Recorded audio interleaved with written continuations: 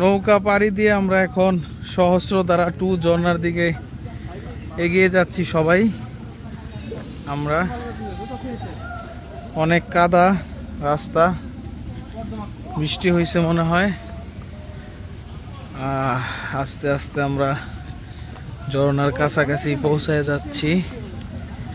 দেখি ঝর্ণাতে কীরকম পানি আছে। হ্যাঁ, আপনাদের সাথে সবাই আছি, সাইফুল ভাই আছে, সুলেমান ভাই, রিফাত, সবাই আছি একসাথে। এখন আমরা ঝর্ণার দিকে আগাবো। দেখি ঝর্ণাতে কীরকম পানি আছে, অপেক্ষা করেন, সবাই দেখতে পারবেন। ঝর্ণাটা তো অনেক সুন্দর। ওহো, এতে গোসল করতে হইব, অস্থির। কি সুন্দর, দারুন দারুন। রিফাত, ডুব দিতে হইব।